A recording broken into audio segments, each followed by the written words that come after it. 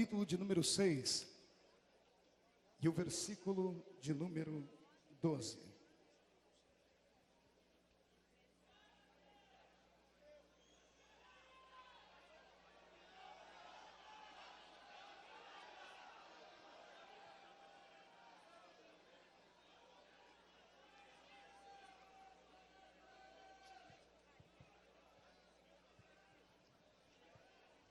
Efésios, capítulo de número 6 e o versículo de número 12. Quem encontrou, diga amém. Está escrito assim: porque a nossa luta não é contra o sangue e a carne, e sim contra os principados e potestades, contra os dominadores deste mundo tenebroso, contra as forças espirituais do mal nas regiões celestiais. Amém? Abra sua Bíblia ainda comigo para parafrasear este texto. Na carta de São Paulo aos Coríntios, segunda carta, capítulo de número 4, e o versículo também de número 4. Louvado seja o nome do Senhor Jesus. Aquele fundo musical funciona aí, senhoras? Funciona? Está escrito assim: nos quais o Deus deste século cegou os entendimentos dos ímpios, para que lhes não resplandeça a luz do evangelho da glória de Cristo, o qual é a imagem de Deus. Amém, queridos? Feche a sua Bíblia, se der para colocar ela em algum lugar, coloque, se não, pegue na mão do irmão que está do seu lado, por gentileza. Aleluia. Aperte a mão dele com carinho até ele falar aleluia. Pentecostal que não faz barulho está com defeito de fabricação. Aleluia. Feche os seus olhos e vamos orar. Pai das luzes, nós te exaltamos, nós te glorificamos uma vez mais. Nós pedimos a sua ajuda, pedimos a sua proteção na noite deste dia. Senhor, este evento tem sido galardoado pelo Senhor dos Exércitos com muitas curas, batismo com o Espírito Santo e com muita essência do céu. Mas na noite deste dia, nossa alma deseja transcender, ó Pai. Senhor, eu gostaria de ser o condutor desta noite da sua igreja, à presença do seu Espírito, para que Ele possa nos levar a uma viagem só de ida até o céu. Eu profetizo que o céu será o limite nesta noite, ó Deus dos exércitos. Eu lhe faço ainda 2 pedidos, como costumeiramente costumo fazer.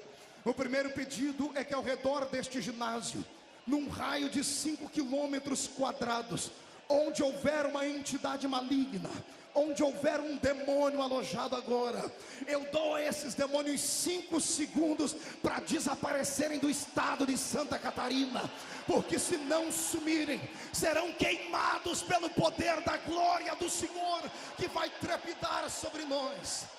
O segundo pedido, ó Deus, é um pedido de atrevimento espiritual. Se ainda tenho crédito no céu contigo como pregoeiro da sua palavra, abre a porta do seu palácio sobre este lugar agora e manda do céu para a terra uma comitiva angelical. Eu quero anjos especiais sobrevoando a cidade de Camboriú agora, meu Deus. Quero anjos de fogo que possam trazer brasas tiradas do seu altar e que comecem a esparramar sobre nós agora. E onde houver um crente batizado com o Espírito Santo, renova ele agora.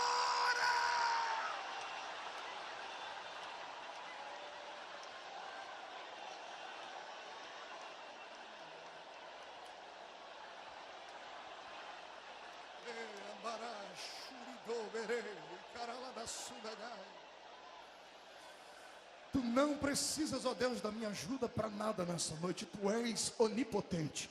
Então mostra a sua onipotência nesta noite, em nome do Senhor Jesus. Amém, igreja? Antes de se assentar, levante um dedo de profeta comigo assim bem alto. Aponte o dedo para o irmão que está do seu lado com carinho e respeito e diga para ele: é hoje. É hoje que eu saio daqui armado até os dentes.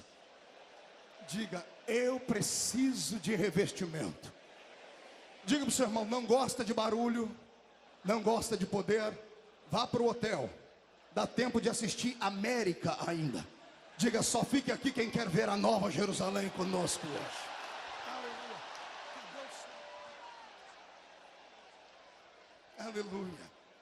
Queridos e amados em Cristo Jesus, noiva do Cordeiro, simpatizantes da nossa fé, santos obreiros que estão na minha retaguarda, levitas de todo o Brasil, pessoas que nos assistem agora através da internet, através das ondas sonoras, pelos rádios. Nessa noite divina, o Senhor preparou um banquete para todos nós.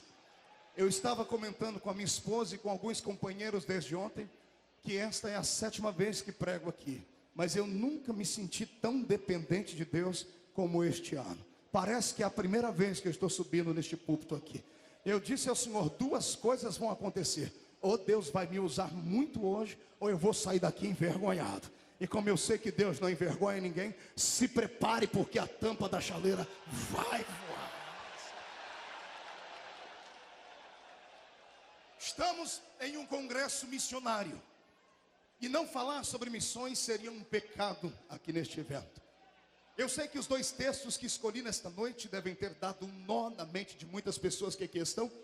E todos devem estar se perguntando o que é que o pastor Marco vai pregar. Eu pedi a Deus um tema. E o Senhor me deu o tema e disse, você só pode revelar o tema 5 minutos antes de pregar. E foi o que eu fiz. Pessoas vieram perguntar para mim para colocarem na fita de vídeo. Eu disse, só daqui a pouco. Eu disse, Senhor, por que o Senhor quer que eu segure o tema? O Senhor disse, porque Satanás não pode saber ele. Só na hora que você for dar tiro sobre ele. Eu quero profetizar nessa noite que se houver algum demônio inteligente no estado de Santa Catarina, ele vai dar uma maneira agora de arrumar as malas dele e se mudar desse estado, porque a graça do Senhor Jesus revestirá esse povo hoje. Eu quero que os obreiros não se assustem com aquilo que vamos ouvir aqui hoje. É uma teologia forte, paralela à nossa. E eu profetizo que hoje o Senhor nos revestirá com uma unção tão grande, que a maioria daqueles que entraram aqui não voltarão para casa andando mais, voltarão voando nas asas da graça e do Espírito do Senhor Jesus. Eu quero pregar sobre o seguinte tema: destronando Satanás. Destronando Satanás. Quero que a igreja repita comigo isso. 1, 2, 3. Destronando. Você acha que é possível? Quem acha que é possível isso, dê mais um grito de glória. Pois bem, amados, eu estava analisando nesta minha curta trajetória como pregador de 9 anos que ministra sobre este Brasil, e já são mais de 50 países do mundo, e eu venho observando a igreja do Senhor. Venho observando como é difícil ganharmos uma alma. E perguntei a Deus qual o motivo, pastor Reuel. E o Senhor disse para mim, vocês estão atirando no lugar errado. Estão brigando com a carne, estão brigando com o sangue. E não são eles aqueles que são os algozes que bloqueiam o homem de conhecer o Evangelho. E sim, os principados e demônios malignos que existem nas regiões celestiais. Eu sei que hoje nós vamos mexer num ninho de abelhas. Vamos mexer aqui hoje num vespeiro. E eu quero convidar somente crentes de oração e de guerra para começarem a interceder comigo aqui. Esse lugar vai ficar pequeno para o tamanho da graça que o Senhor Jesus vai derramar. Mas isso será uma batalha. Quando eu estava orando assim, o Senhor me disse, filho, analise o que eu vou lhe dizer. Quando você está fazendo uma conta, quando você está contando dinheiro, quando está contando moedas, quando está contando sementes, não me importa que tipo de conta é, e no final não dá o resultado que você espera, o que é que fazemos? Recomeçamos a contar, para chegarmos a um consenso, para chegarmos a um denominador comum.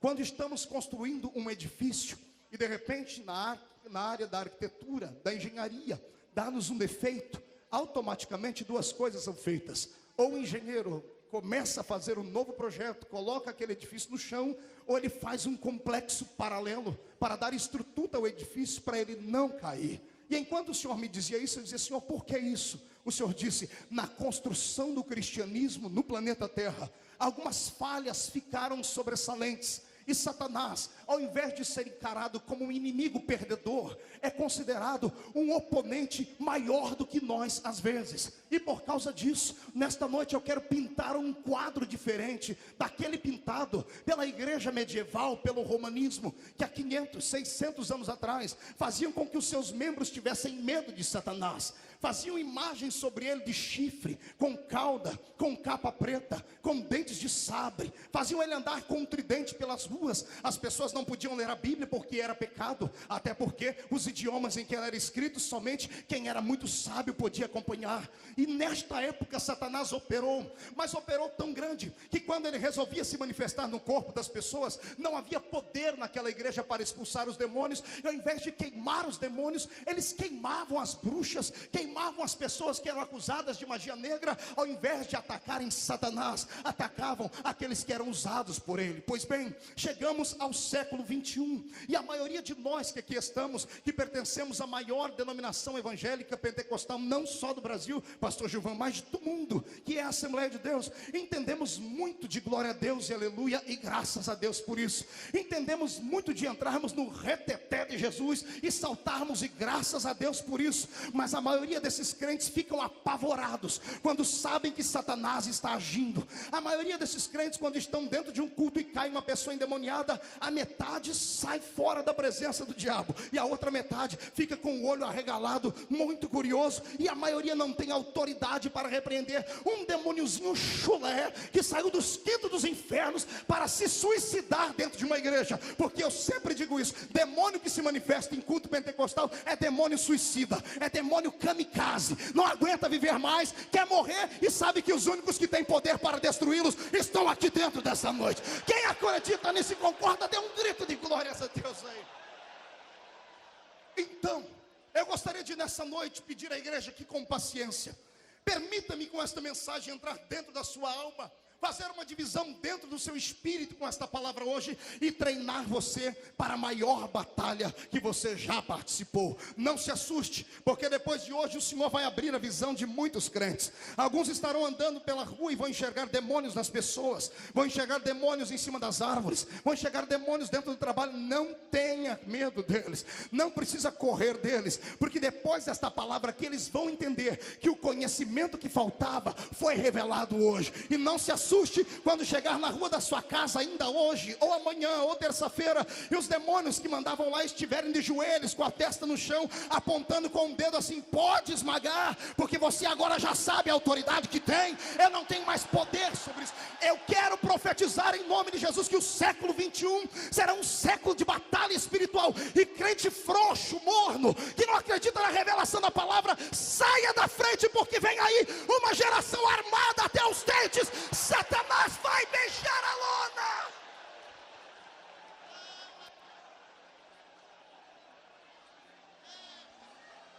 Aleluia. A minha proposta nesta noite é convidar esta igreja para colocar o inimigo no devido lugar dele. Pergunte para mim: onde é, pastor? Eu não ouvi. Queria que os pastores perguntassem junto com o povo. 1, 2, 3. Levante um dedo de profeta para cima comigo de novo. Agora aponte para os seus pés e diga para o irmão do seu lado: é ali, ó, bem debaixo dos meus pés.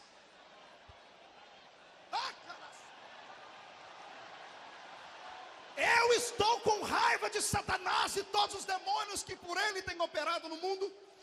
Você pode me perguntar: você não tem medo deles, pastor? Não tenho, porque sei em que caminho piso, e sei que quem está comigo é mais forte do que ele. E vou profetizar sobre a sua vida nessa noite, como disse a princípio, uma unção de tanta autoridade, que os demônios abrirão caminho para você passar. O que lhe foi roubado lhe será devolvido. Ei, escute, a minha proposta nessa noite é essa: convido vocês para entrarem comigo no território do inimigo e roubar, ou melhor, tomar de volta o que ele nos roubou. Sai da frente, Satanás, estamos em guerra.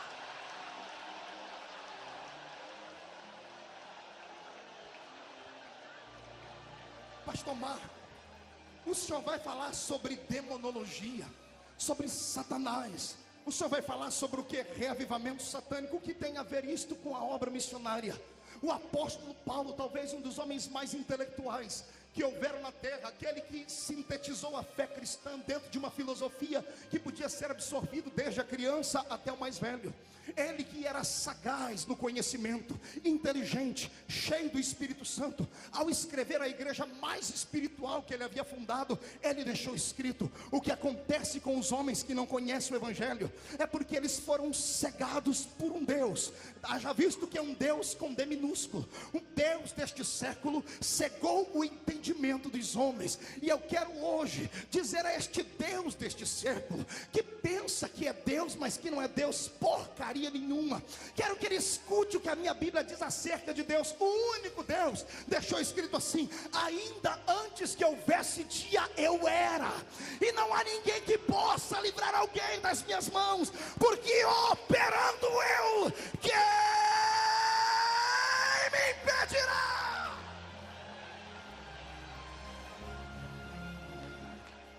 Deus não conhece concorrente.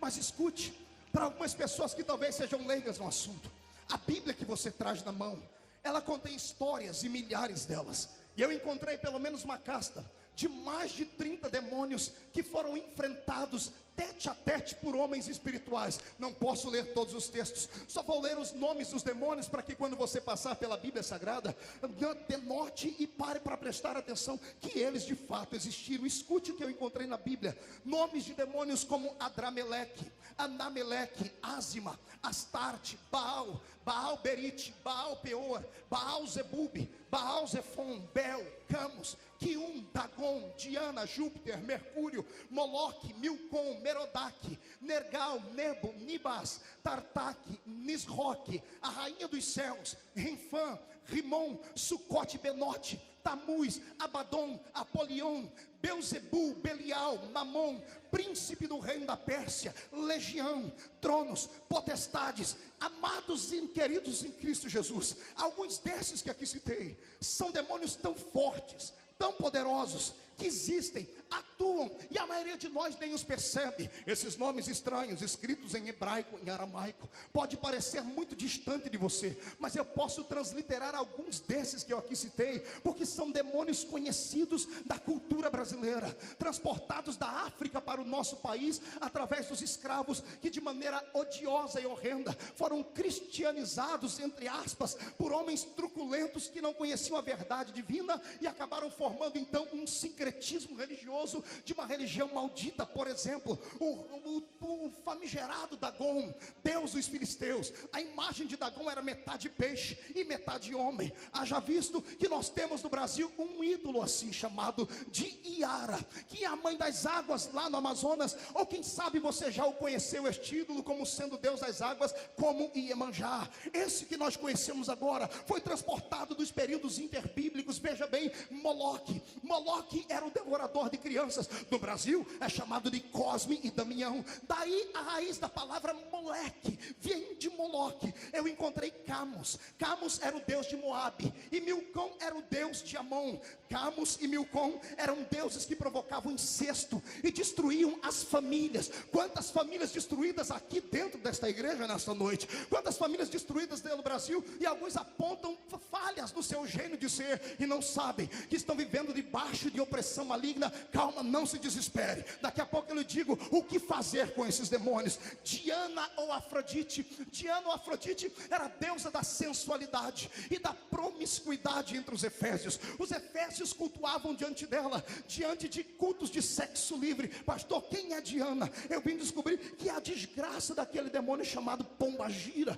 que quer a mesma coisa, que quer cultos de libertinagem, que quer cultos onde o homem seja parecido mais com um animal do que uma pessoa, que é a imagem de Deus. Beuzebu, a palavra Beuzebu significa senhor das moscas. Moscas só habitam onde há sujeira. No Brasil temos um demônio catalogado pelo candomblé chamado Maria Mulambo. É uma desgraça de um demônio que define a vida da pessoa. Você entra na casa da pessoa, você não sabe se está na cozinha ou se está no banheiro. É um espírito maligno que oprime. E eu conheço muitos crentes, infelizmente, que levam uma vida que são sufocados por este espírito das trevas. Eu encontrei o deus Baco, assim chamado Baco pelos gregos, o deus do vinho. Daí a palavra bacanal, um deus que se alimentava basicamente de essência de bebidas fortes que embriagavam devagar. Você nunca ouviu falar do Zé Pilintra? Pois bem, Zé Pilintra é a transfiguração de Baco aqui para esta terra. Quando eu leio sobre estes demônios, eu tenho que lhe dar um aviso sério, crentes. Eles existem, estão atuando no planeta Terra, e só existe uma autoridade na terra capaz de amarrá-los, de destroná-los e de enviá-los para o limbo do cosmos, lá para dentro do mundo exterior. Só existe um povo neste planeta que tem armamento suficiente para impedir que Satanás manipule as mentes, e não é os Estados Unidos da América, e não é nenhum povo que contenha dentro do Iraque ou do Oriente. Este povo às vezes não sabe falar português direito, não sabe escrever direito, não sabe usar uma roupa bem perfeita que caia bem junto com todos os outros traços, mas é um povo que quando bota o seu joelho no chão, Satanás tem que botar os dois ouvidos dentro do chão, encastar a sua cabeça no buraco, porque ele não pode com esta autoridade. Porém, esta autoridade nos tem sido roubada. A maioria dos crentes que estão aqui vivem uma vida abaixo da média espiritual, são pobres, são doentes, são miseráveis, carregam sobre si traumas de infância, carregam sobre si muitos estilos de maldade. Nesta noite, o Senhor transformou os gideões missionários da última hora num centro de reabilitação. Se prepare, porque o casamento destruído por qualquer tipo de espírito maligno, Deus, que tenha sido adorado, será hoje rompido, e o Senhor devolverá para ti. Eu profetizo que se tem algum espírito maligno roubando as suas finanças, ele vai ter que devolver cada centavo que lhe foi tirado. Eu profetizo que se há algum demônio atormentando o seu filho na escola, atormentando o seu filho com as drogas, hoje esse demônio vai ser nocauteado pelo poder da glória do Senhor.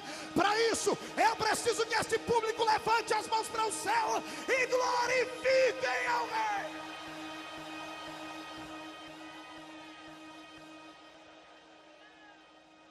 O que fazer? O que fazer com estes seres? Precisamos reescrever a história, precisamos recontar, precisamos reconstruir o alicerce, voltarmos no começo, voltarmos onde foi que perdemos essa estrutura e nos reabilitarmos. Acotovele o seu irmão, diga para ele: aperte o cinto. Diga: porque vamos viajar. Diga para ele: no tempo. Quem crê que isso é verdade, dê mais um grito de glória a Deus. Para entendermos qual é a autoridade que o Senhor tem nos dado sobre os demônios, que cegam o entendimento dos homens, antes de atingirmos os homens cegos, temos que atingir estes espíritos.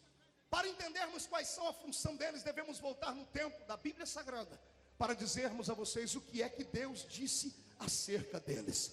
Para entendermos isso, eu lhe convido agora a se projetar comigo lá antes do livro do Gênesis, antes de Gênesis 1 e 1. Quando o meu Senhor, o Deus da glória, imortal e imarcessível, tendo na sua mão autoridade para fazer tudo e todas as coisas, pensou em construir um universo perfeitamente organizado. Entramos em Gênesis 1 e 1 e o Senhor disse: no princípio criou Deus os céus e a terra. Ponto final. Gênesis 1 e 2, a terra era sem forma e vazia, e o Espírito de Deus pairava sobre a face das águas. Entre Gênesis 1 e 1 e Gênesis 1 e 2, temos uma infinidade de séculos, de milênios, de anos que nós não podemos contar. Anos esses catalogados já pela ciência, que através do fósforo 14 consegue provar ao homem que animais existiram neste mundo, que outros seres habitaram sobre esta terra há milhares e milhares de anos. Os fósseis estão aí. Eu não posso dizer à comunidade evangélica do século 21, aos jovens que estudam em universidade, que a ciência é mentirosa. Não posso dizer que o pterodátilo não existiu, que o tiranossauro rex também não existiu. Eles existiram em um outro tempo, um tempo que a Bíblia Sagrada nos omite, um tempo que o Senhor achou por bem não deixar ele escrito, porque logo em Gênesis 1 e 2 nós encontramos uma fase já de derrota na terra, porque a terra que fora criada em Gênesis 1 e 1, agora em Gênesis 1 e 2 está destruída, ela está sem forma e está vazia. No original diz que a terra estava um caos, e o meu Deus não criou caos, o meu Deus não criou uma terra sem sentido, não criou algo destruído, que estava congelado, fria e na escuridão. Deus fez com propósito a terra. Isaías 45:18 diz: o Senhor não fez a terra para ser vazia, o Senhor a fez para a obra do seu coração. Eu começo a entender aqui, senhoras e senhores, que entre Gênesis 1:1 e Gênesis 1:2 há uma infinidade no tempo, que nós só podemos entender se crermos, se transportarmos a nossa alma para os belos dias da criação do meu Deus. E eu lhe convido a fazer isso agora. No princípio criou Deus os céus e a terra. Céus no plural. Paulo diz que conhecia um homem que fora até o terceiro céu. Eu assim transfiro esta palavra de Paulo para a mensagem que estou pregando. 3 céus existem pelo que nós entendemos. O céu atmosférico, onde nós podemos ver o oxigênio, ou podemos sentir o oxigênio. Segundo céu, o céu cósmico, onde estão as estrelas, as galáxias, as nebulosas. Terceiro céu, céu imarcessível da graça e da glória de Deus. Céu para um dia onde nós todos haveremos de ir e haveremos de entrar pelos portões que foram abertos por Jesus Cristo. Quem tem certeza de que vai para lá, dê um grito de glória a Deus aí.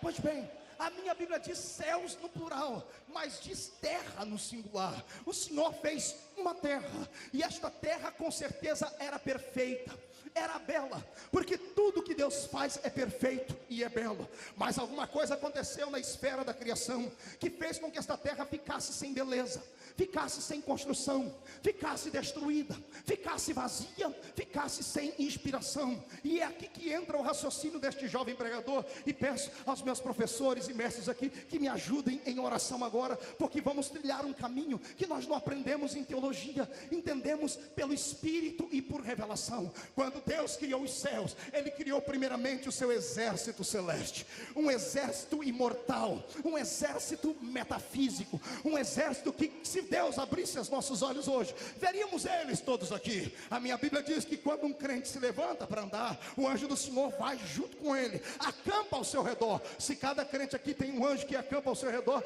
deve ter sobre os céus de Camboriú hoje pelo menos 150 mil anjos só esperando você caminhar para poder caminhar do seu lado. Eu creio nisso. Amados, agora caminhe dentro deste pensamento e construa ele comigo. O céu está perfeito e o Senhor resolve fazer agora uma criatura diferente, uma criatura bela, mais bela do que todos os demais anjos. Ezequiel capítulo 28, leia na sua casa e você vai ver o que é que Deus, um ser que tem dificuldades em tecer comentários e elogios, tecendo não um, não dois, mas vários comentários acerca daquilo que ele chamou de estrela da alva. O Senhor criou Lúcifer, a estrela da alva, aquele que brilhava e resplandecia com a sua graça e com a sua glória. E pelo que eu entendo no livro de Ezequiel 28 e no verso 14, passe por lá depois e veja, eu entendi que no dia em que Deus criou Lúcifer, Ele criou a música. No dia em que Deus criou Lúcifer, Ele criou os primeiros instrumentos musicais, porque está escrito que em ti foram feitos os pífaros,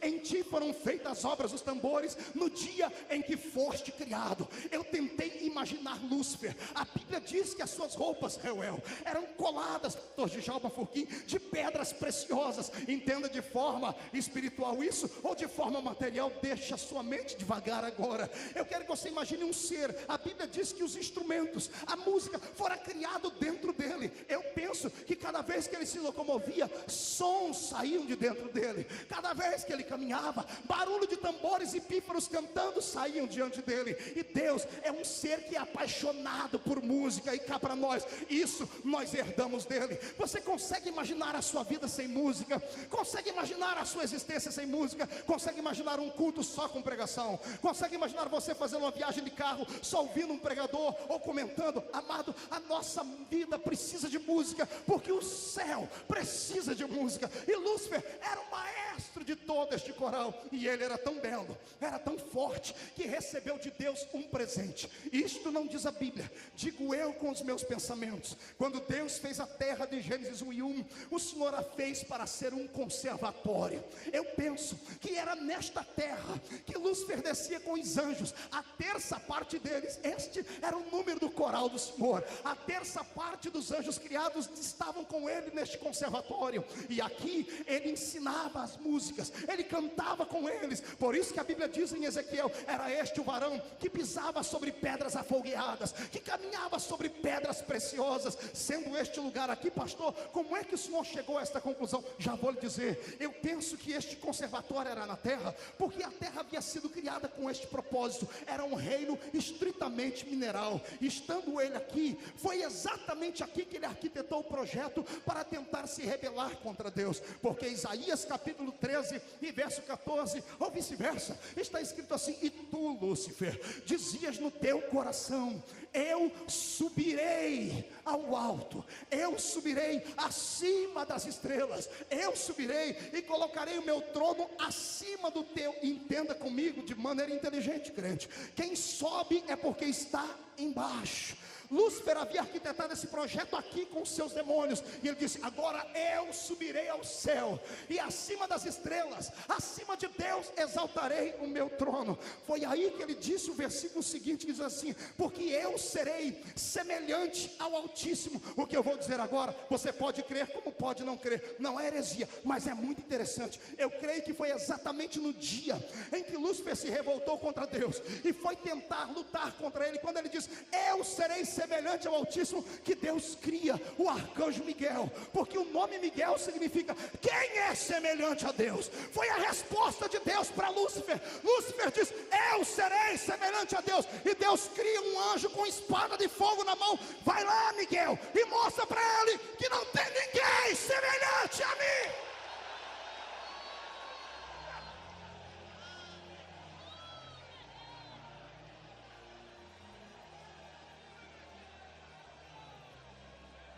Houve batalha no céu. A terceira parte dos anjos cai, despencam ele, Lúcifer. Mas aqui, pastor Gilvan, a minha mente deu um nó, porque a Bíblia diz que anjos caíram, mas anjos não têm corpo físico. Anjos são espíritos. Espírito não cai, não é dado a lei da gravidade. Só pode cair aquilo que tem estrutura ou está sujeito à nossa atmosfera. Eu perguntei: Deus, que tipo de queda levou Lúcifer? O Senhor disse: a queda dele foi muito maior do que pensam todas as pessoas. Ele não caiu porque Miguel desfacelou contra ele numa espada. Toda vez que um exército batalha contra outro exército, o general deste exército é levado na presença do rei do exército vitorioso. E o rei do exército vitorioso arranca do outro general as suas patentes, humilha-o perante todos os seus devotos e o expulsa ou o prende, mostrando que quem tem autoridade é ele. O Senhor disse: Lúcifer, antes de ser expulso, foi trago à minha presença, e quando ele estava diante de mim, eu arranquei dele as patentes que eu havia lhe dado. Eu tirei dele o maior dom que uma criatura pode ter além da existência. E o Senhor me disse que cravou a mão dentro da sua criatura e arrancou dele o maior de todos os dons, além da vida, que é o dom de ser um adorador. E o Senhor arrancou dele a força do louvor. E quando tirou essas patentes de Lúcifer, ele não prestou para mais nada, porque ele nasceu para isso, foi criado para isso. Ele foi criado para exaltar a Deus e levar os outros anjos a adorarem ao Senhor. Quando ele perdeu o dom do louvor, ele ficou desnorteado. Ele perdeu a sua estrutura. E pior, como pecou num corpo glorificado, como pecou num corpo imortal, ele não tinha mais como voltar atrás. Não havia mais perdão para ele. Por isso, ele se desequilibrou. E onde foi que ele caiu? Creio eu, pelo que li, na terra. Jesus disse no Evangelho de Lucas: eu via Satanás caindo do céu em forma de um relâmpago. Aqui penso que na queda de Lúcifer, o impacto dele com o planeta Terra arrancou a Terra da sua órbita, caiu nos mares. Os mares, em proporção elevada, se levantaram e cobriu toda a face do planeta Terra. E quando eu entendo isso, eu posso parafrasear a ciência, porque a ciência diz que a Terra foi destruída com um meteoro.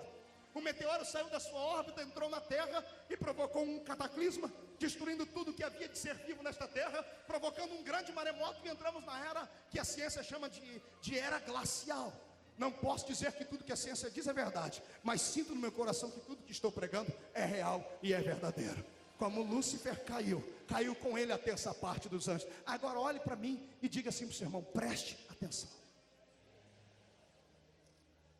O inferno não existia, porque Deus não fazia parte do seu projeto original, o céu.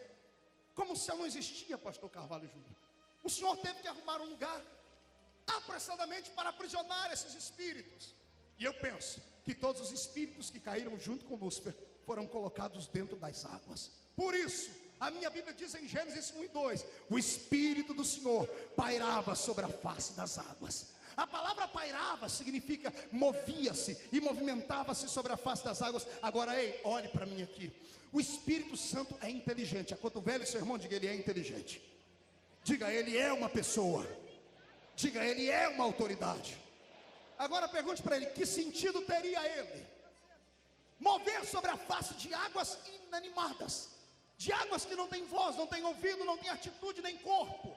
Eu penso que por um tempo o Espírito foi mandado sobre a terra para cuidar, para que esses espíritos malignos ficassem aprisionados por um tempo, até que Deus arrumasse um lugar para os colocar. Neste período, deixa a terra quieta aqui, volte para o céu comigo, tente olhar o trono de Deus. O céu está em silêncio. Pastor Marco, Deus foi pego de surpresa? É claro que não, ninguém pode surpreender Deus. Como é que você vai surpreender aquele que é onisciente, que sabe tudo antes daquilo acontecer? Deus já previa tudo isso. Deus está em silêncio, apenas esperando o momento certo de atuar. É nesse momento que eu penso aqui com esses neurônios de um jovem pregador, que os anjos que não eram oniscientes, vendo Deus em silêncio e o céu em silêncio, o céu foi feito para ter música. A minha Bíblia Sagrada diz que houve meia hora de silêncio no céu, porque, ora, a banda celestial, o coral caiu inteiro e acabou o coral, ficou sem música no céu. Eu penso que Miguel, voltando da sua batalha, olha para o Senhor muito triste e diz assim: Senhor, o Senhor quer que eu cante no lugar do outro que caiu? O Senhor dizendo: não, Miguel, você é muito bom com espada. Eu penso Gabriel chegando: Senhor, tu queres que eu cante para o Senhor? Não, Gabriel, você é o meu assessor particular. E, gente, não precisa ficar eu não estou triste, eu estou apenas em silêncio, só estou aguardando o momento. E quando o momento chegar, vocês vão ver o que é que eu vou fazer neste universo. Vocês vão ver o que é que eu arquitetei para este universo. E não demorou muito. Eu não sei se um dia ou se 1000 anos, apesar que para Deus é tudo igual. Eu sei que chegou uma hora que Deus deu um grito no céu,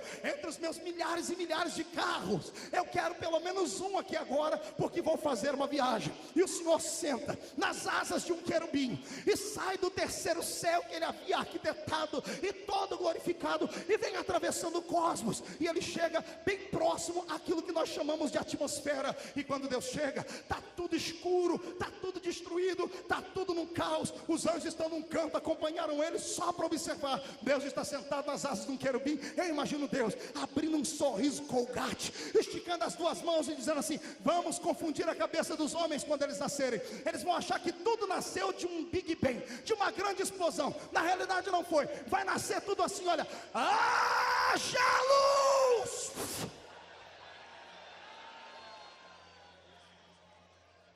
Tudo que estava escuro começou a ser observado e visto. Agora Deus está observando o planeta. Deus está vendo a terra destruída por as águas, o Espírito Santo pairando sobre a face das águas, e o Espírito do Senhor sai das águas agora, porque o Criador vai atuar. Deus está contente, Deus está feliz. Ele olha para a terra e diz assim: vamos dar um jeito nesse caos aí. Primeiro, os espíritos malignos sejam amarrados e colocados num campo aqui na eternidade. Eu olho para estas águas agora e digo assim: águas, separem-se do firmamento.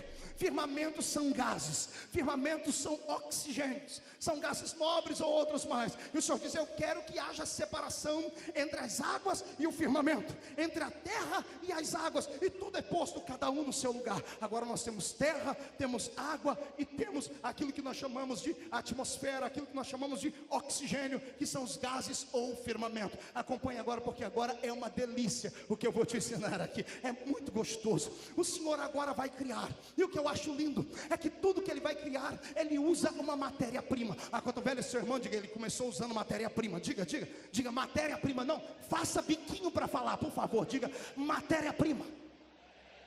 Ele de cima das suas carruagens, ele diz assim: eu quero, e agora, esta terra que aí exista, faça produzir sobre ela relva, eu quero flores, eu quero frutos e quero árvores. E a terra teve que se virar, a terra teve que dar um jeito, porque quem é inteligente obedece. Quem mandou foi Deus, Deus mandou, a terra teve que dar um jeito e começou a produzir flores, frutos e muitas árvores comestíveis. Daqui a pouco Deus ficou feliz, Deus disse: isso é muito bom o que eu acabei de fazer. Aí o Senhor começa a criar todas as demais coisas. Ele olha para o céu e diz assim: esse céu está muito feio, ele precisa ficar mais bonito um pouquinho. Eu quero agora que apareçam luminares. E a Bíblia diz: e fez Deus luminares. A palavra fazer no hebraico é o verbo asa, significa fazer de algo que já existe. O Senhor usou a matéria-prima para fazer as estrelas, pastor Luiz Antônio, e foi a atmosfera, foi o firmamento, os gases. Um dia desse eu estava lendo uma revista e eu dei tanta gargalhada que eu quase tive uma convulsão.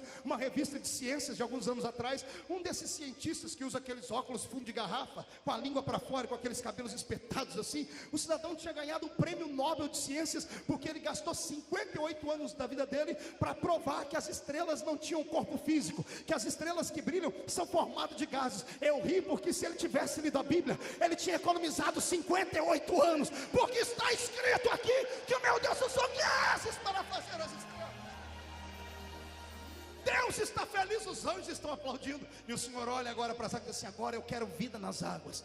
Eu quero que as águas produzam peixes, e quero que a terra produza aves que voem sobre ela. Deus está usando matéria-prima para criar aquilo que ainda não existia. Vamos ver se você compreendeu então. No último das suas criações, no sexto dia, antes do Senhor criar o homem, Ele criou os animais domésticos. Ele disse: eu quero toda sorte de animais quadrúpedes que se rastejem, que subam da terra. Eu quero que a terra crie animais. E a terra, mais uma vez, como mãe, gerou todos os animais. Agora siga-me este raciocínio e faça esse catecismo comigo aqui.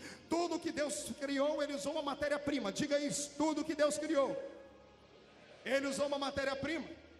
Vamos ver se você é inteligente. Para criar as plantas, Deus usou qual matéria-prima? Ninguém entendeu? Terra, diga terra. Para criar as estrelas, Deus usou que matéria-prima? Gases.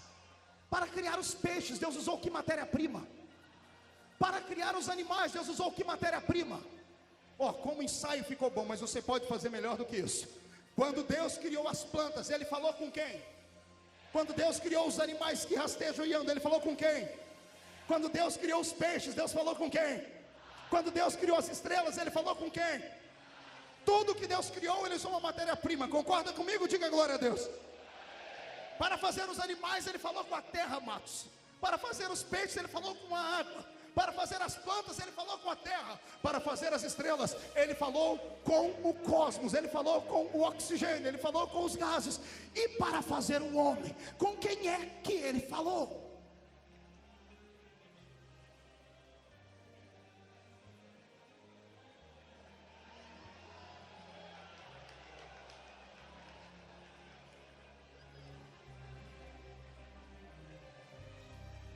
Para fazer o animal, Ele falou com a terra, porque animal é terra. Deixa de dar comida para um animal e você vai ver ele morrer, porque ele precisa da terra. Tudo que vem da terra é terra. Fruto é terra, carne é terra, arroz é terra. Tudo que vem da terra é terra. Por isso que se tirar um animal da terra, ele morre. Para fazer o peixe, Deus criou ele da água. Se tirar um peixe da água, ele... Para fazer a estrela, Deus falou com os gases. Se uma estrela saiu do cosmos, ela apaga. E para fazer o homem, com quem é que Ele falou? Para fazer o homem, Ele não falou com a terra. Para fazer o homem, Ele juntou a trindade, se abraçaram e disseram assim: agora vamos fazer o homem segundo a nossa imagem.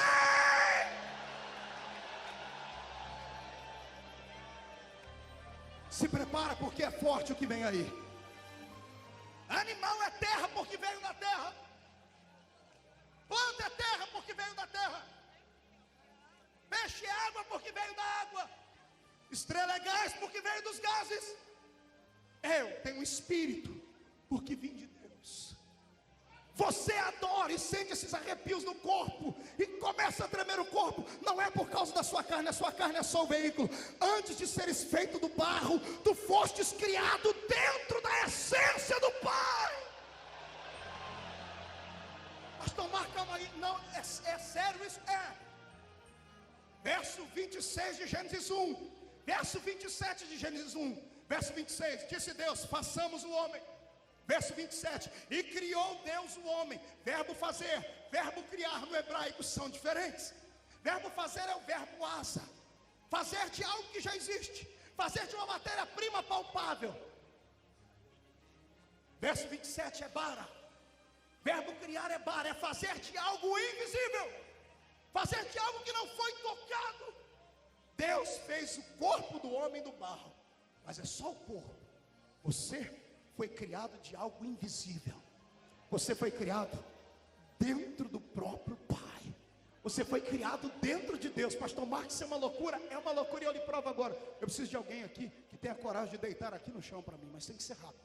Tem um homem aqui? Vem cá, querido, deite aí. Pronto. Só vai dar para ver quem está pelo telão. Quando Deus fez todas as coisas, ordenando que pelo poder da sua palavra elas fossem sendo construídas, elas fossem sendo arquitetadas, Deus reservou a maior e mais bela criação para o final. No final, o que é que Deus fez? Antes de fazer o homem do barro, Ele criou o homem dentro de si. Veja o que a Bíblia diz: e criou Deus o homem, macho e fêmea os criou. Foram criados em espírito dentro do próprio Deus a princípio. E depois que estavam dentro do próprio Deus, Deus desceu do querubim e veio na terra. Aí Ele arregaçou as orlas do seu vestido, cravou a mão no barro, e os anjos estão olhando num canto, os demônios estão olhando outro, dizendo: o que é que Ele está fazendo? Ele é monarca. Monarca não precisa fazer nada com as mãos, é só dizer: haja e tem que haver. E eu imagino o coração de Deus acelerado, a alegria dizendo assim: agora eu vou fazer a mais bela, a mais forte, a mais preciosa de todas as criaturas que eu já pensei, eu arquitetei. Ela já está criada dentro de mim, agora eu vou fazê-la. E o Senhor pega o barro e começa a fazer, e começa a moldar. Deus vai fazendo, faz uma cabeça, faz um corpo, faz uma perna, faz um pé. Deus faz o nariz, arquiteta. Deus está fazendo com as mãos. Verbo fazer, fazer de algo que já existe. Deus pega barro e faz, pega terra e faz. Agora o boneco está pronto, mas é só um boneco, é só a casa, é só o hotel que está vazio, precisa de alguém para morar dentro dele.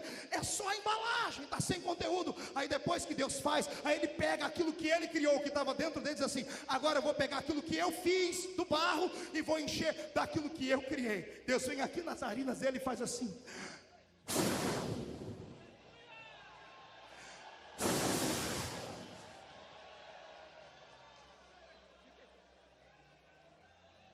Levante a mão direita comigo. Bata no peito, dê um tapa no peito. Olha para o seu irmão e diga assim: ó, você não sabe. Não, deixa ele ali, deixa ele ali. Bata no peito, diga para o seu irmão: você não sabe. Diga, pastor, ao seu irmão: você não sabe quem é que está aqui do seu lado. Diga: eu não sou só um corpinho bonito, não sou só um corpo com cabelinho pichain. Diga: aqui dentro de mim tem parte daquele que está lá em cima no trono.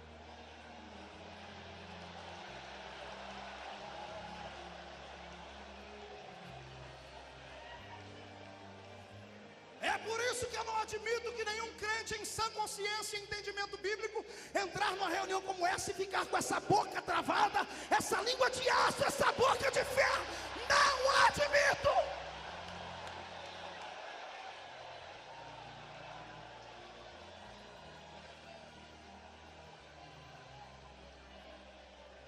Quando Deus enche ele daquilo que é imortal, o Senhor o põe de pé.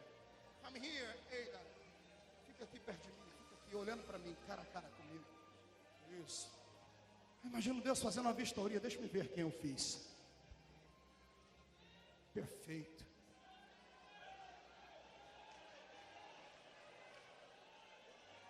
Fique aqui. Tem um enxerido caído, pobre, como diz o pastor Giovanni. Satanás é pobre, desgraçado, miserável, não canta, dizendo assim: o que é isso que ele fez? Porque até então tudo que Deus havia feito era metafísico, era imortal, pastor Joel Roder. Os anjos não têm corpo, nada que tinha no céu tinha forma física. Agora ele olha e vê alguém que é diferente. Ele tem cor, ele tem cabelos, tem olhos, tem sentimentos. E quando Deus olha para ele e diz assim: filho, eu te fiz para um monte de coisa, mas a primeira coisa para que eu te fiz é para você ocupar o lugar de um infeliz que não deu valor naquilo que eu havia dado a ele.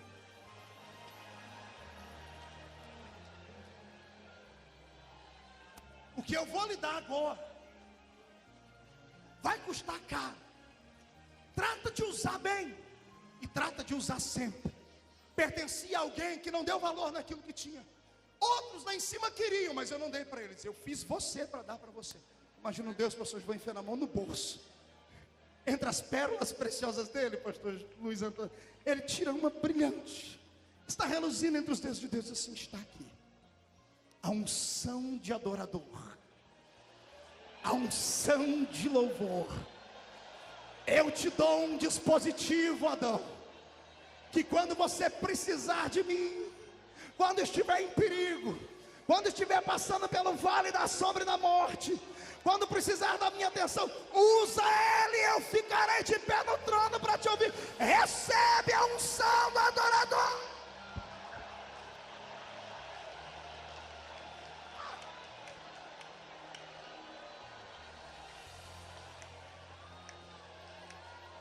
Quer entender o mundo espiritual? Quer entender por que o diabo te odeia? Pergunta para o seu irmão: por que o diabo te odeia? Pergunta aí, pastor, pergunta por que o diabo te odeia? Por que o diabo te odeia? Por que o diabo lhe odeia, pastor Joel? Por quê? Escute. O diabo não te odeia porque você é crente. O diabo não te odeia porque o senhor é pastor, é engano seu. Ele não te odeia porque você canta ou prega. O diabo te odeia porque você existe. O diabo te odeia porque você é um ser humano. Diga: ser humano. Ser humano é algo que nós somos, porque ser é uma entidade invisível. Humano vem da palavra humus, terra. Nós somos uma entidade invisível que habitamos dentro de um corpo de terra. E o diabo não tem isso. Você é melhor do que ele. Nós somos melhor que ele.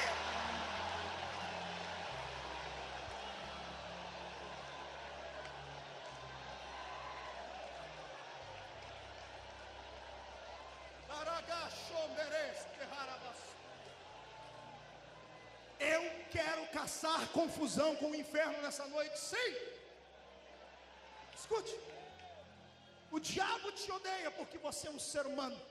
E mais, além de ser um ser humano, você acabou ficando com o cargo dele, com a profissão dele.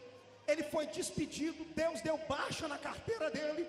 Ele passou pelo purgatório e não tem como voltar àquele lugar. Deus pegou o seu currículo, aprovou, te registrou na maior empresa do mundo. É por isso que você não pode ficar em silêncio aqui.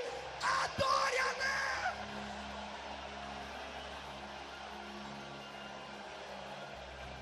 Escute, eu quero agora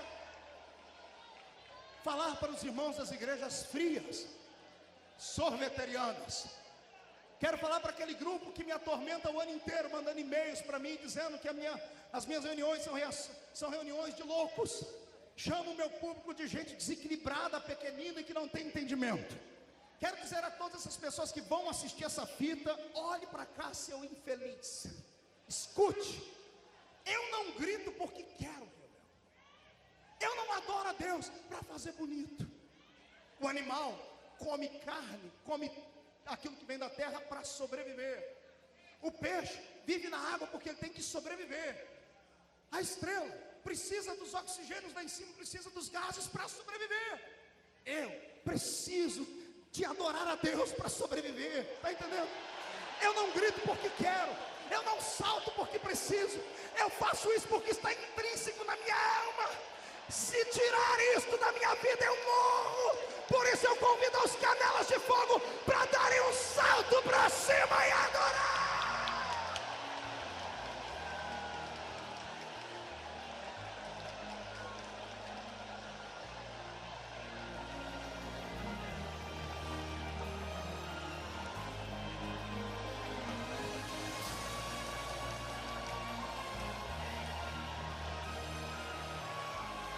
Escute, aqui, pastor Luiz Antônio, pastores que pregam, Paulo Marcelo Benhur, aqui eu entendo por que tem tanta gente na igreja bonito, uma mistura de Brad Pitt com Arnold Schwarzenegger. Porque tem tanta mulher bonita na igreja, parecendo são verdadeiras Barbies do século 21. São belas, são fortes, são robustos, mas você olha neles, parece um defunto morto.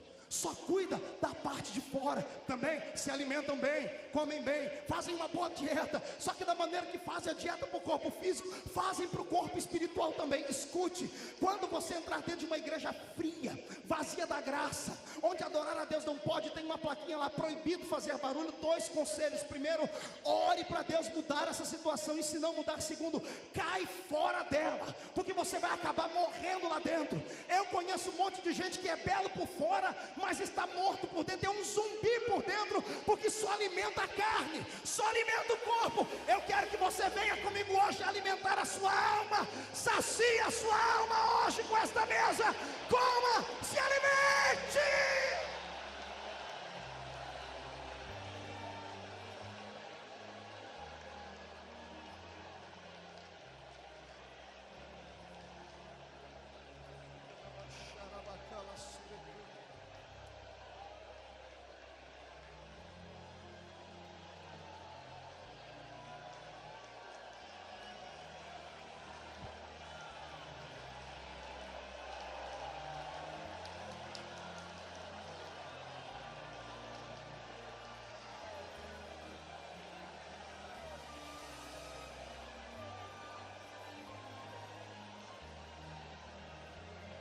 Há alguns meses atrás, eu fui convidado pelo digníssimo deputado Naldinho para pregarmos um congresso lá no Espírito Santo. E dentro do voo da Varig, entrou dentro do avião uma senhora muito distinta, muito bonita, e ela usava um cajado na mão, um cajado amarelo com uma tira vermelha, e ela sentou-se do meu lado. E aquilo me chamou a atenção. Eu disse: senhora, esse ornamento é para a senhora enfeitar alguma coisa? Eu disse: não, eu sou uma dançarina da dança do ventre. E de repente ela disse: além disso, sou uma sacerdotisa. Quando ela disse aquilo, o Senhor disse para mim: vou cegar o diabo que está dentro dela e vou lhe revelar os segredos do inferno. E eu quietei, porque quem acredita que Deus faz isso? Ela disse para mim: eu sou uma sacerdotisa da ordem das Wiccas. Wiccas são bruxas. Ela disse: eu estou vindo agora de uma reunião aqui no estado de São Paulo, uma conferência mundial sobre as bruxas, dentro do nosso segmento filosófico. Eu disse para ela: você é sacerdotisa, o que significa isso? Ela disse: eu sou responsável pelo estado do Espírito Santo. E nós estávamos lá com 27 senhoras de todo o Brasil, estávamos sendo ministradas por uma bruxa mor que veio da França. Eu disse: mas por que é que havia esta reunião? Por que vocês estavam fazendo? Ela disse: nós viemos aqui para estudar porque é que nós não crescemos no Brasil. Eu disse: como assim vocês não crescem? Vocês têm membros? Disse: temos, nós temos 4 milhões de membros. Eu falei: mas vocês se reúnem? Eu disse: em salas de bate-papo na internet. Faixa etária de 15 a 18 anos de idade. Cuidado, mãe e pai, com seu filho que fica a madrugada toda navegando na internet. Cuidado, veja o que é que ele está fazendo. Ela disse: nós passamos com isso, somamos esforços na nossa inteligência, mas o Brasil é muito grande. Em todos os países onde entramos, com menos de 10 anos, nós dominamos boa parte do país. E alguém disse à nossa bruxa mestra da França que nós não crescíamos aqui, e ela veio para cá para nos dizer como crescer. Aí eu dei, foi quase glória a Deus, eu quase estraguei o plano de Deus, irmão. Eu quase interferi. Eu disse: por quê? Ela disse: porque os únicos que nos coíbem, nos impedem de crescer, é o cristianismo. Eu olhei para ela: e é cristianismo? Ela disse: é, mas não é qualquer um. Ela disse: são 3 categorias de cristianismo. E ela conversando comigo, ela abriu o verbo assim como se me conhecesse há anos. Ela disse: o primeiro cristianismo é o cristianismo romano. Esse não nos mete medo. Esse até caminha junto conosco. Nós temos algumas filosofias iguais. Esses não nos atrapalham. Mas os outros 2 grupos, eles acabam nos alfinetando. O primeiro é um grupo que nós chamamos de cristianismo intelectual. São igrejas grandes, de nome, onde as pessoas se reúnem para fazer as suas orações, mas são orações pequenas, são orações silenciosas. A sua homilia é bem tratada. É um povo que eles quase não nos ofendem, mas eles ofendem sim, porque as orações deles, mesmo que pequeninas, acabam atrapalhando. Eu disse, agora o grupo que ela quer que nós desbaratemos é um grupo de loucos, é um grupo de gente que só sabe gritar, gente que só sabe pular.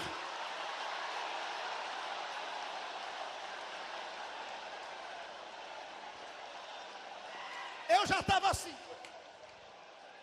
já estava quase lá no manto. Eu disse, mas por quê? O que acontece? Ela disse assim, olha, aquele grito que eles fazem, para nós seres humanos, só irrita.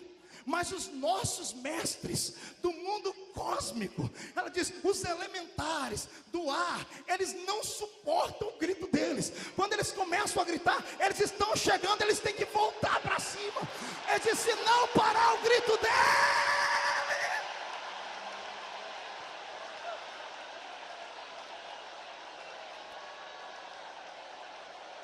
escute aqui a você que amordaça a boca dos homens e mulheres de Deus da sua igreja. Você não sabe onde é que você está se metendo.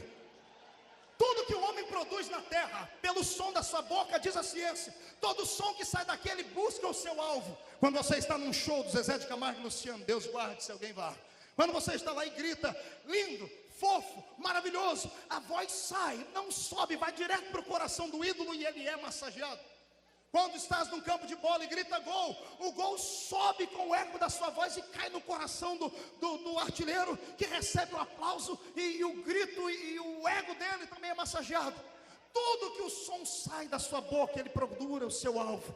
E aí então foi que eu entendi, quando nós dizemos glórias a Deus, como não tem nenhum Deus na terra, este som não sai assim, ele sai assim. Ele vai subindo, vai subindo.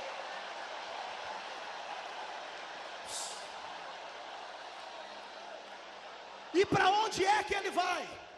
Ele não vai para a lua, não vai para Marte, não vai para as nebulosas. Ele atravessa o mundo espiritual e chega nas regiões celestes. Onde está quem? Zé Pilintra, Zé Pilantra, Chucaveira, Tranca-Rua, Preto Velho, Nega Velha. Todos aqueles infelizes ficam lá. E eles pegam um no braço do outro para fazer um bloqueio. Quando tem só um crente dando glória a Deus, às vezes eles conseguem. Porque o glória a Deus vai queimando os demônios, mas eles não saem do lugar. Agora quando está 1, 2, 10, 20, 150 mil gideões gritando, o demônio que entra na frente é destruído pelo poder da palavra.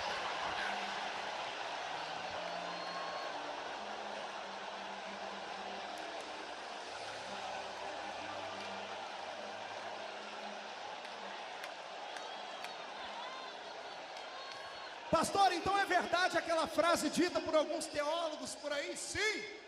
A igreja pentecostal cresceu no grito, e vamos continuar crescendo no grito. E quem é mudo não pode gritar: seja curado agora.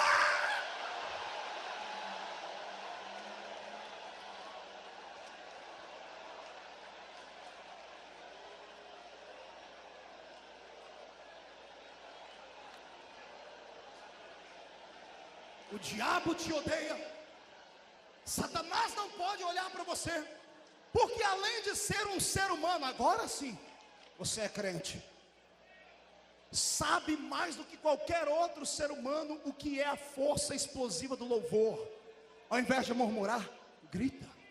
Ao invés de ficar alfinetando, cante. Ao invés de ficar aqui atrás de mim fazendo oração contrária de macumbeiro para Deus não me usar, abra sua alma e ora, adora. Você que está aí de perto da barraca, esse cheiro do cachorro quente, do espetinho está te atormentando, abre a sua boca e grita. Quando você abrir a sua boca e usar esta arma que o Senhor te deu, Satanás vai ter que se curvar. Sai da frente de novo.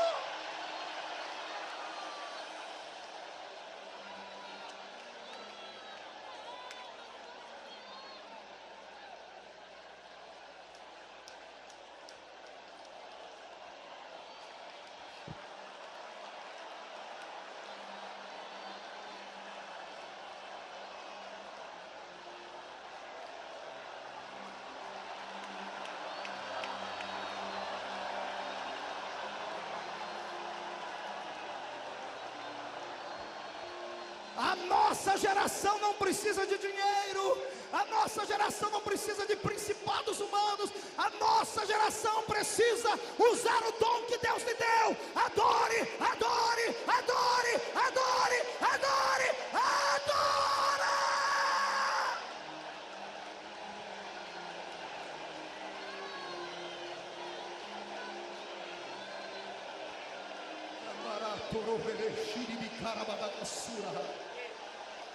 Olha para cá.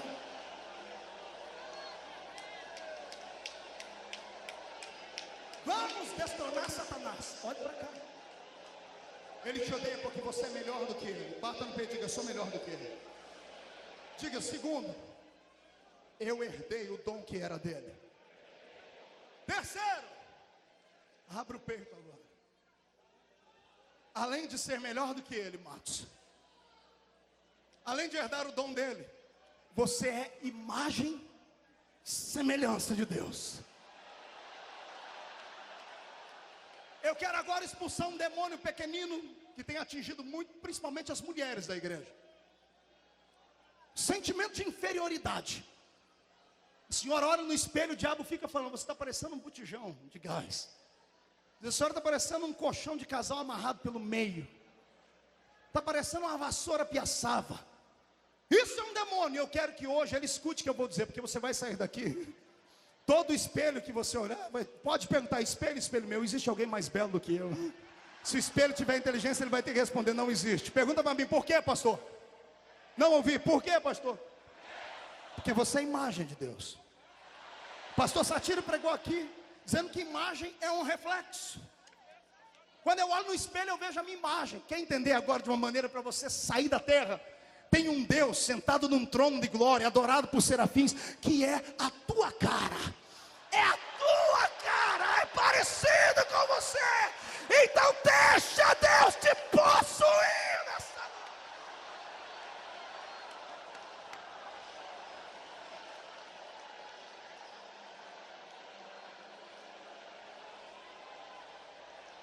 Satanás perdeu a imagem, a semelhança de Deus. E no que é que ele virou? Um dragão, uma serpente.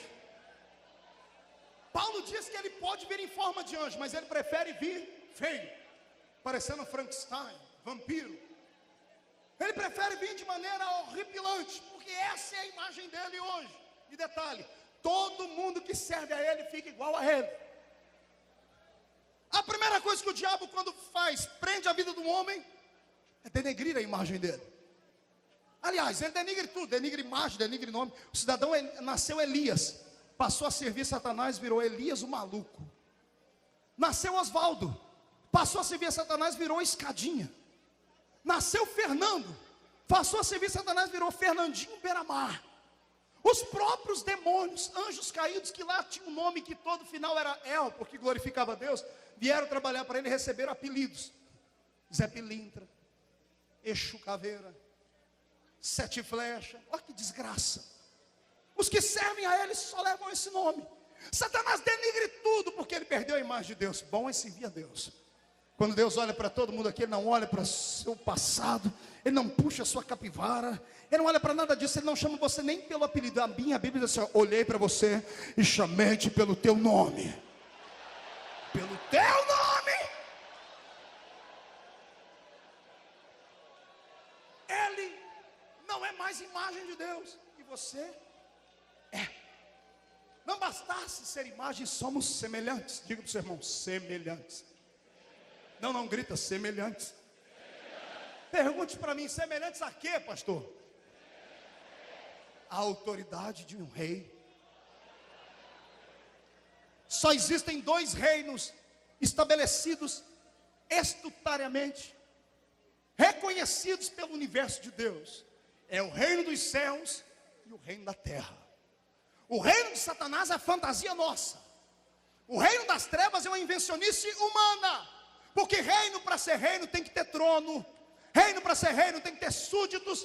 Tem que ter um palácio. Tem que ter um governo pré-estabelecido. E eu só conheço o reino dos céus e o reino dos homens tem isso. Me fale onde é o endereço do reino de Satanás. Onde é?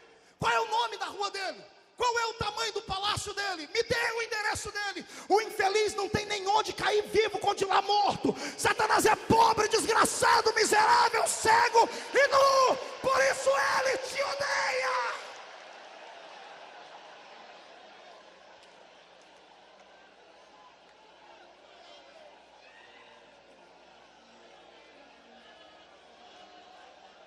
Eu não estou pregando para coxa. Não estou pregando para o verme do carrapato, não. Eu estou pregando para príncipes, para princesas de Deus. Estou pregando para embaixadores do reino. Estou pregando para homens e mulheres que têm a chave que abre a porta do céu a hora em que eles quiserem. Eu profetizo que esta terra voltará para as nossas mãos. Quem acredita nisso, dá um grito de glória.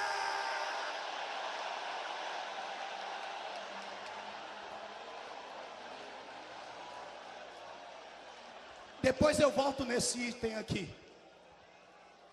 Satanás te odeia. Pergunte por quê, pastor? Essa agora é muito boa. É revelação. Ele te odeia porque você tem um corpo físico. Ele te odeia porque tudo que você quer pegar, você pode. Ele te odeia porque você sente o perfume das flores. Por quê, pastor? Ele não tem corpo. Por isso que o desgraçado, quando quer operar alguma coisa, precisa do corpo de alguém. Por isso que no terreiro de macumba ele chama os outros de cavalo, porque ele não tem pernas para andar, precisa de um cavalo para sentar em cima. Está entendendo? Satanás te odeia. Quer ver ele te odiar? Agora essa aqui, acho que até o pastor Giovanni vai dar um grito agora.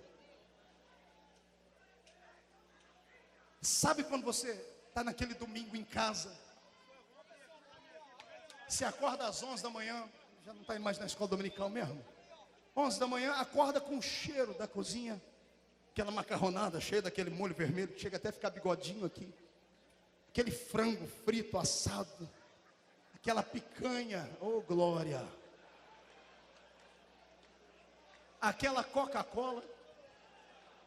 A gente fala da Coca-Cola, mas é uma delícia. Minha oração é que o homem que inventou a Coca-Cola fosse para o céu.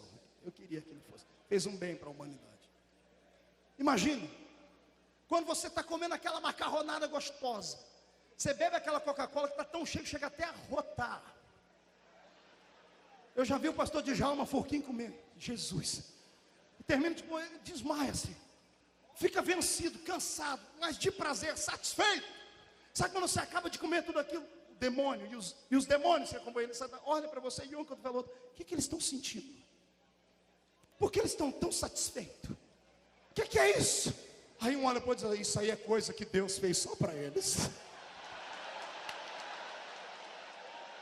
Não, eu vou te ensinar agora, irmão. Quando o diabo te humilhar, você passar por uma prova daquela miserável, você chegar em casa vencido, não tiver condição de lutar contra ele, fala para sua mulher, para sua mãe preparar um prato de comida, mas faz um morro.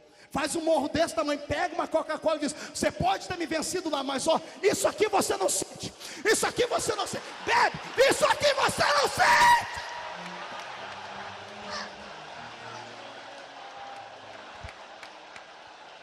Eu tenho raiva de Satanás e quero que ele vá cantar nos quintos dos infernos, porque aqui tem um povo de autoridade.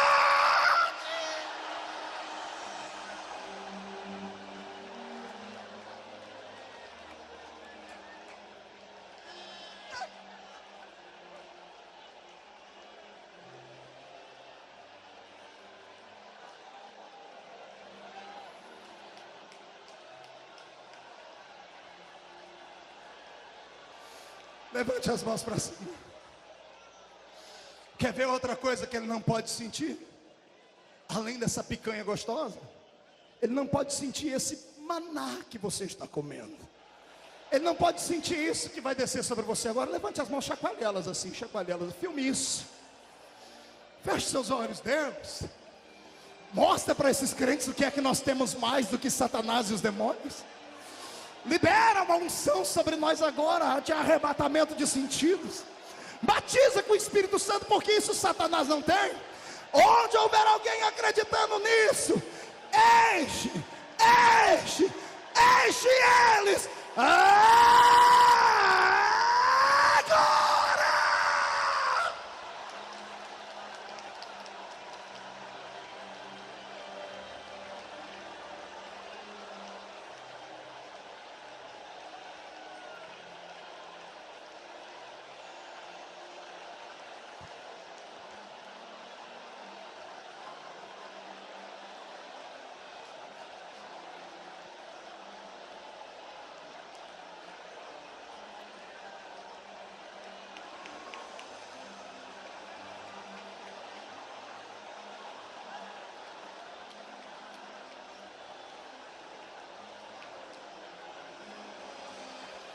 Receba a graça e a glória do Senhor Jesus. Você tem que adorar por necessidade. Você tem que tocar o céu com a sua mão nessa noite. Gideão, só podemos ganhar almas se neutralizarmos o poder das trevas. Não há demônio que ficará parado de frente desta igreja a partir de hoje. Pastor, eu profetizo uma ascensão ministerial na sua igreja. Profetizo que os demônios que mandaram até ontem na rua daquela igreja nunca mais olharão para você nos olhos. Todo o trono de Satanás está sendo derribado agora, agora, agora, já!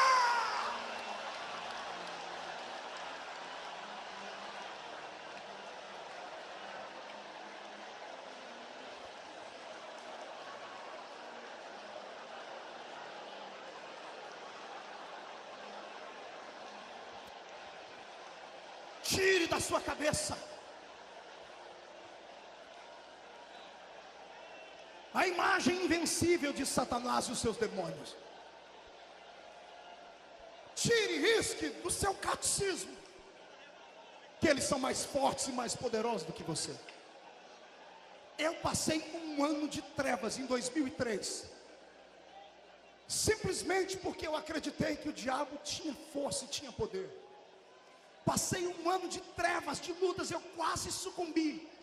Até que veio um irmão e ministrou sobre a minha vida e disse assim: ó, ninguém é mais forte do que Deus na sua vida. Eu disse mais, eu disse: não tem mais nem menos. Satanás é mentiroso, é o pai da mentira. Tudo que ele disse acerca de você é mentira. Seja agora destronado toda a potestade que acusou você de qualquer tipo de problema. Não me importa o pecado que tenhas cometido, o sangue de Jesus Cristo tem poder, mais poder do que toda a obra de Satanás.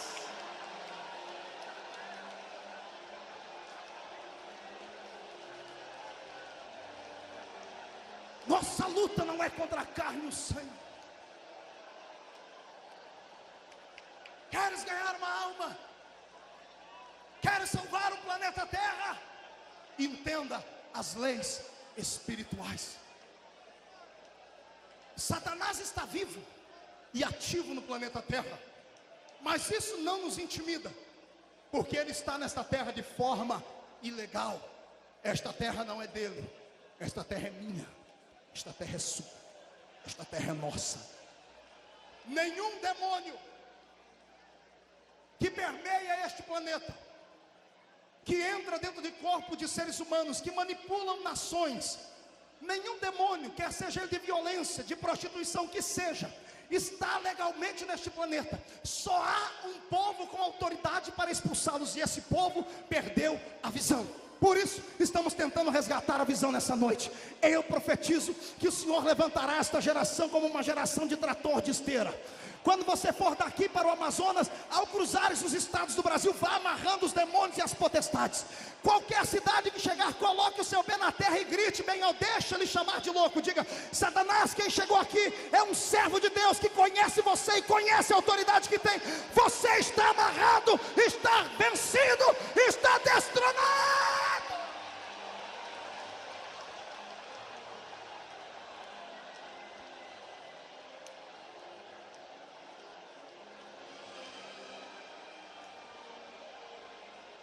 Olhe para cá. Pergunte para mim: pastor, por que o diabo me odeia? Porque além de tudo isso, você tem uma família. Diga comigo: família. Não, faz biquinho para falar. 1, 2, 3. Olhe para mim. Todos os domingos, quando o senhor, a senhora e os seus belos filhos estão se aprontando para ir para a igreja, o senhor pavão, a dona pavoa e os pavãozinhos, todo mundo para frente do espelho para se arrumar, pastor Cizero, e penteia o cabelo, e a calça não dá mais na barriga, porque a barriga está grande. Afinal de contas, o irmão está confiando muito no Senhor. Provérbios 28 e 25, quem confia no Senhor engordará. A senhora está lá toda bela, o seu coquezinho na cabeça, os seus cabelos escorridos, não me interessa. Termina todo mundo de arrumar, está o filho, ainda que está com aquele cabelo, parece que a vaca deu uma lambida assim por cima, agora é moda. A menina parecendo a Barbie, não interessa, é a família. Um pega na mão do outro, põe a Bíblia debaixo do braço e vai para a igreja. Chega no culto, o marido dá um beijinho na face da esposa, ela vai para o ciclo de oração, ele vai para o coral ou para o púlpito. O menino vai para o grupo de jovens, a criancinha vai para o grupo de crianças, enfim, o culto continua. Termina o culto, aquela proseação na porta da igreja natural de crente, bate papo, coloca as coisas em dia, e na hora de ir embora, pega o pai, os filhinhos, a família, entra dentro do carro e vão para casa. Com muito ou com pouco, rico ou pobre, entram dentro da sua casa. Faz um lanchinho à noite ou não, vão para o quarto dormir. O pai está com a porta do quarto aberta e escuta o menino dizer assim: benção meu pai. E o pai diz: Deus te abençoe. Benção mãe, Deus te abençoe. O marido dá um beijinho na mulher e diz assim: ó, me acorda às 6. E ela: tudo bem. E dorme. Quando você dorme, o diabo fica do lado da sua cama, olhando, triste, coçando a cabeça. Sai dali vencido, porque ele se lembra que ele, como família, só tinha um pai. Era filho por eleição. Era querido. Tinha um colo para sentar quando queria. Alegrava o coração do pai dele. E de repente, por pecar, foi destronado. Foi deserdado. Não tem mais família. Satanás é frustrado. O diabo é frustrado. Por isso ele quer acabar com a sua família. Por isso ele quer botar o seu filho nas drogas. Por isso ele quer roubar a sua paz, porque ele não tem família. E todas as vezes que você está com briga ou sem briga dentro de casa, é uma maneira de você esmagar a cabeça dele. Por isso eu gostaria que antes que esse culto terminasse, você pegasse seu celular e ligasse para sua esposa, para o seu marido e dissesse: bem, um beijo, eu te amo. Você procurasse o seu pai, a sua mãe desse um abraço nele e dissesse assim: pai, obrigado por estar aqui comigo, me perdoa. Fazendo isso, Satanás vai ter que cavar um buraco e ir para os quintos dos infernos, porque ele não terá poder sobre a igreja.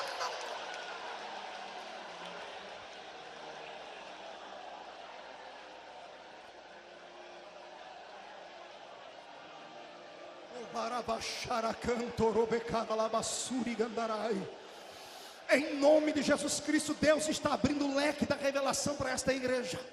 O Senhor está lhe mostrando agora os pontos facultativos onde o diabo tem tocado na sua casa, no seu ministério, na sua família. Eu quero que você pare de dizer que ele é grande. Quero que você pare de se curvar diante de qualquer problema. Quero que você pare de ficar se esmolando com pastores aí dizendo: ora por mim, pelo amor de Deus, levando foto daqui para colar, fazendo hora extra na igreja dos outros. Pare com isso. Não deixe Satanás perceber que você pensa que ele tem poder. Fique grande hoje. Olhe nos olhos dele e diga assim: o meu Deus pode me livrar da fornalha, mas ainda que ele não me livre, eu não me curvo diante de ti.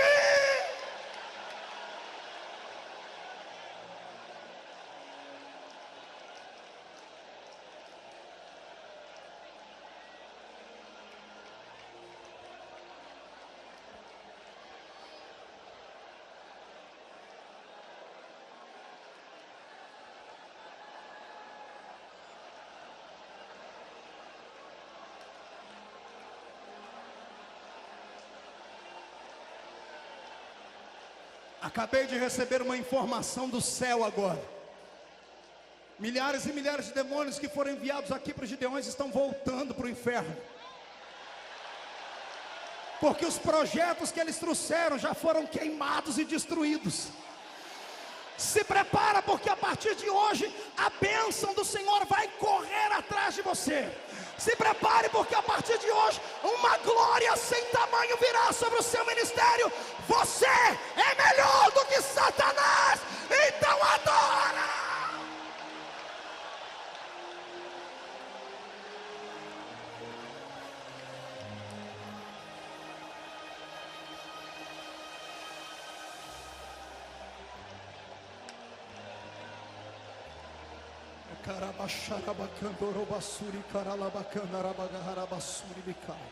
Levante as duas mãos para cima, porque como igreja somos família também.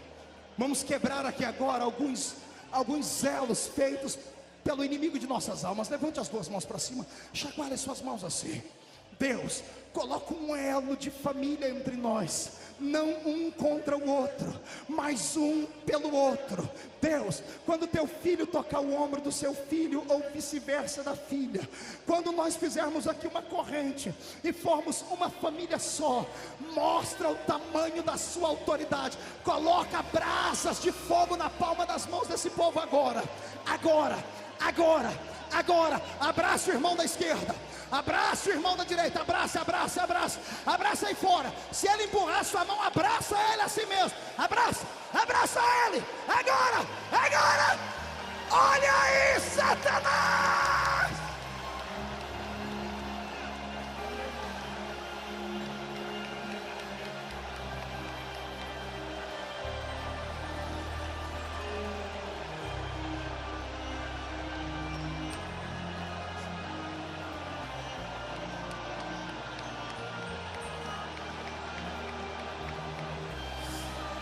Meu Deus, enche, Pai, agora enche mais, enche até não aguentarem mais, enche agora.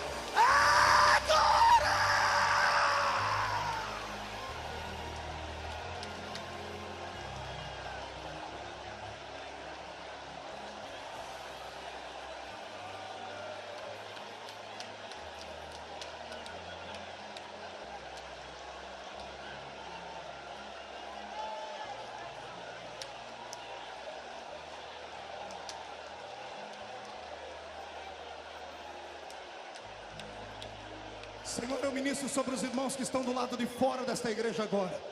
Ministro sobre os irmãos que estão assistindo pelo telão lá na igreja, no templo. Profetizo agora uma onda de autoridade espiritual. Profetizo agora, Senhor, que os seus anjos começarão a vestir esta igreja com a armadura espiritual para vencermos esta batalha. Senhor, libera agora, manda espadas sobre nós, mas não contra nós, espadas por nós agora. Cada crente seja posto à estatura de soldado agora. Já!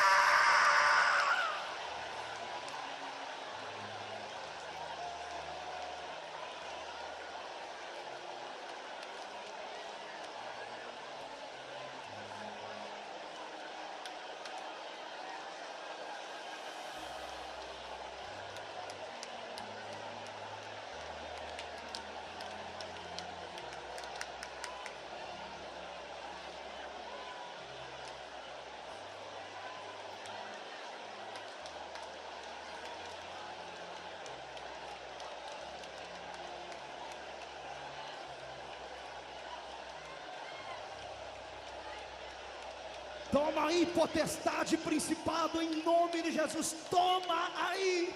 700 anos aprisionando a mente dos homens, dizendo que podem, mas não podem. Tomem agora este coro de glória e graça.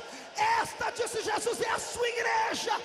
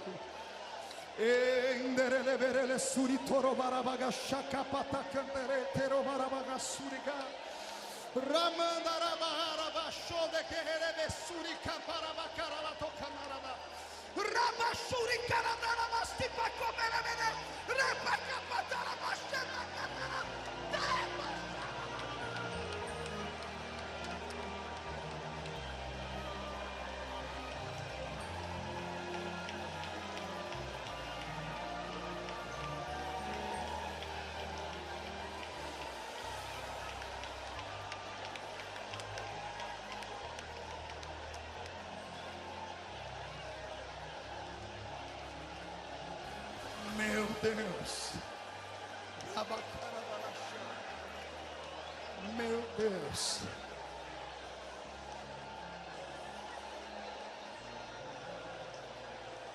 nossa luta não é contra a carne e o sangue, mas sim contra os principados e potestades que atuam nas regiões celestiais. Senhoras e senhores, direcionemos as nossas metralhadoras espirituais para o alvo certo. Direcionemos essa noite as nossas ogivas nucleares contra os alvos corretos. Nada de inveja, nada de porfia, nada de intriga, nada de competitividade, nada de um querer ver o brilho do outro ser apagado, nada disso. Nada de uma igreja achar que é melhor do que a outra. Nossa briga está travada hoje, é com Satanás, é com os seus demônios. E eu profetizo que nessa queda de braço nós levaremos a melhor, porque a glória e a graça desce sobre nós.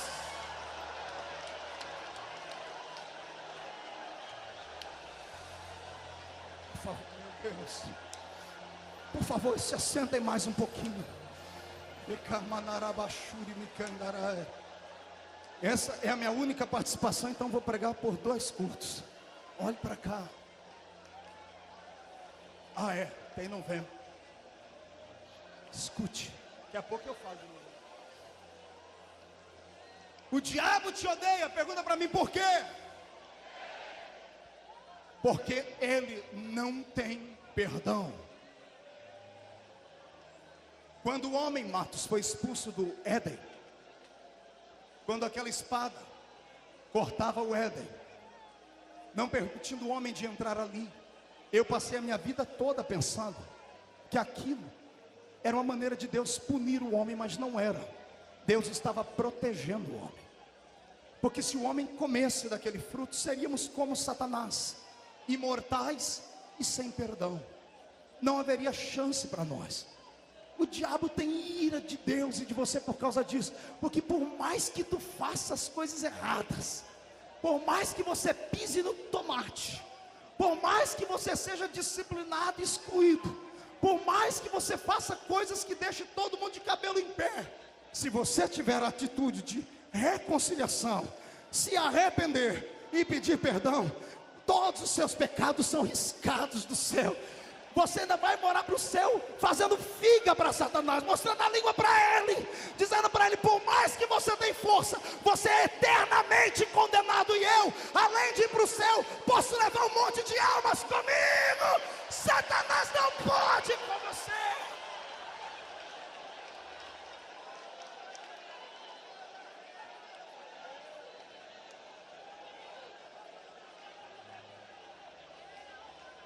Em último lugar, por que é que Satanás te odeia?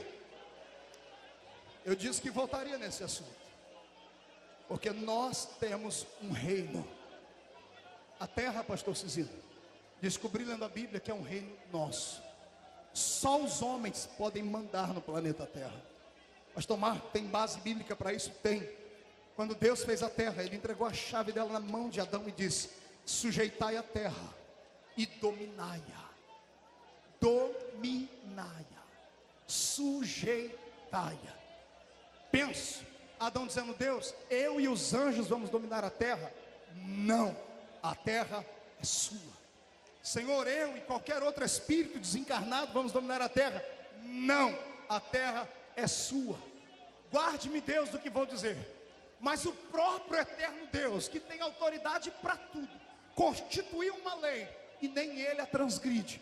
O próprio Deus, para atuar nesta terra, precisa da autorização dos homens. Sabia disso? Por isso que todo culto o Espírito Santo briga com a gente, no bom sentido da palavra, querendo encontrar alguém para poder usar. Só podemos fazer Deus ficar de forma real na terra se for dentro de nós, se for dentro do nosso corpo. Você não vê Deus caminhando por aí, nem o Espírito Santo, mas quando eu olho um crente, eu sei que o Espírito Santo está dentro dele. Concorda comigo? Por quê? Porque a terra é nossa. Pastor, calma aí, se a terra é nossa e nenhum espírito desencarnado pode tocar aqui, primeiro, por que os espíritos não podem mandar aqui? Simples, porque a terra é um reino físico, matéria. Satanás e os seus demônios não têm corpo físico. Se colocarem a mão deles aqui, atravessa. só está legalmente, juridicamente autorizado a ficar aqui eu e você. A terra é nossa, e dê glória a Deus por isso. Deus fez a terra, Adão entendeu. A primeira coisa que ele fez foi escolher um lugar para morar. E ele foi morar lá na Conchinchina. Ele foi morar lá no meio das neves, no Polo Norte. Ele foi morar lá na terra do sol, no meio do sol causticante, no deserto do Saara. Ele foi morar aonde? Não entendi onde. E o Éden era o quê? Paraíso. Então diga comigo, no paraíso. 1, 2, 3. Onde Adão foi morar? Onde ele escolheu para morar? Pergunte para o seu irmão onde é que ele mora. Não, você, onde é que você mora? Onde é que você mora? Sei, lá na esquina do Sovaco Sujo, perto da Vila Tatu, onde eu fui criado. Pastor, o que o senhor quer dizer com isso? Eu quero dizer que o nosso estilo de vida é uma opção de crença e autoridade. Por que que o ímpio neste planeta tem de tudo, a maioria deles, e os crentes passam necessidade? Por quê? Porque nós não conhecemos a autoridade que temos. Não sabemos o poder e a autoridade que nos fora confiada. Eu profetizo que hoje, que se você sair daqui com a sua mente treinada por Deus, aquilo que o seu coração deseja, o meu Deus vai lhe dar. Porque você não nasceu para ser cauda. Pactuo-me, congratulo-me com o pastor Satiro, que na quinta-feira nos deu uma aula bíblica teológica, dizendo que nós não precisamos ser a escória, podemos ser os príncipes de Deus nessa terra. E eu acredito nisso. Depois que eu entendi isso, pastor, assim, na minha vida deu um salto. Todo mundo, eu chego aqui no público, todo mundo fica me apontando dentro do meu sapato, para minha roupa. Fala para mim, poxa, pastor, onde é que o senhor arruma isso? Eu digo assim, ó, primeiro que todo mundo me dá as coisas. Isso aqui é grife japonês, é que me deram. Terno que me deram, sapato que me deram, tudo aqui me deram. Só que eu tenho o dom de atrair essas coisas, porque eu entendi que sou príncipe. Agora você pensa que é o chulé do sapato do jogador de bola. Eu quero que você entenda que quem nasceu para desgraça e para derrota é Satanás. Você nasceu para vitória. Você nasceu para vitória. Ah, pastor, mas é porque o senhor nasceu num berço de ouro? Não, minha mãe pediu esmola para me dar de comer. Quando eu casei com a irmã Edileuza, que está ali, eu falei para ela, nós temos que resolver, ou a gente paga o aluguel, ou a gente faz a despesa do mês. Morava numa casinha de 3 cômodos, que para entrar eu e ela e a outra filha, e quando recebi uma visita, um de nós ia tirar para o ímpar para ver quem saía de casa. Andava numa Brasília desgraçada, que só o sangue do cordeiro, pastor Silvio. A Brasília tinha um apelido na minha cidade, Brasília Ungida. Onde eu passava ficava uma poça de óleo no chão. Eu era cheio do Espírito Santo, mas não conhecia o mundo espiritual. Quando eu descobri que esta terra é minha, eu passei a olhar o prefeito da minha cidade, que tem 42 fazendas de igual para igual. Passei a olhar os empresários, quando chegam perto de mim, me vem bonito, você é empresário, falou, não me rebaixo. Recebi 5 ligações agora de 5 partidos em São Paulo, querendo que eu saia candidato a deputado estadual e federal. A minha resposta foi essa: eu não me rebaixo. Nada contra os que já são, nada contra. É porque Deus me colocou numa estatura muito mais elevada. Está entendendo? Assim como Deus me colocou, Ele vai transportar você hoje. Aquele demônio que estava fazendo sombra sobre a sua vida, que era um chapéu sombreiro, hoje vai virar um tapete debaixo dos seus pés. Então saia do chão para adorar.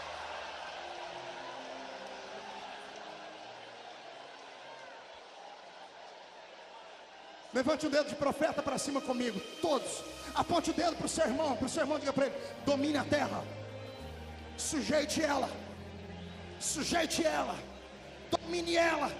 Por que é que você acha que uma cidadezinha tão pequena como Camboriú faz história no mundo inteiro?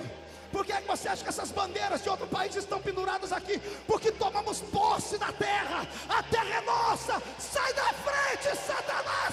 A terra é nossa.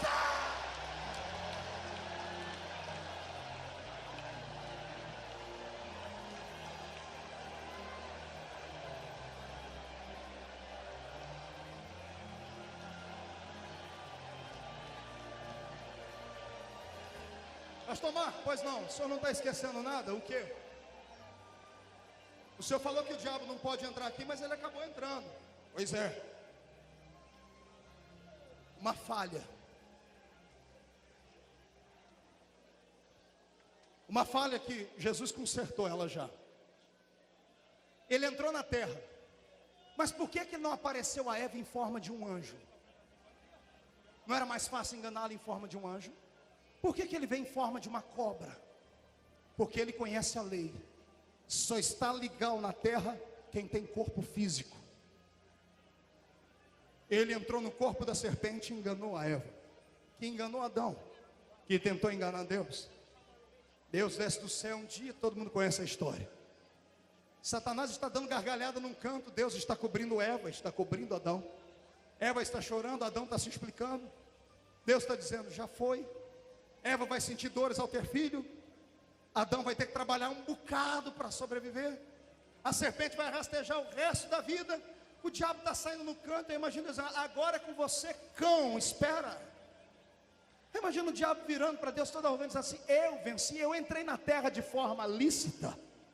Eu achei uma maneira de entrar dentro da sua lei. Por que o senhor não veio aqui?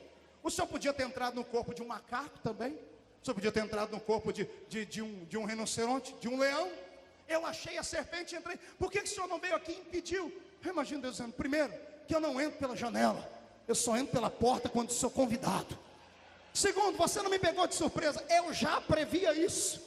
E já arrumei uma maneira de te derrotar. E o diabo, como? Só tem esses dois aqui. Deus chama Eva, diz, Eva, vem cá. Eva está chorando. Para de chorar, mulher, agora não adianta mais. Vem cá. Eu já arrumei um projeto. Está vendo Eva? Não, essa aí eu derrotei. Você derrotou ela. Eu imagino Deus colocando a mão no ventre dela. Mas o que está dentro dela, a semente que vai nascer dela, vai te botar no seu lugar, seu infeliz. Vai esmagar a sua cabeça.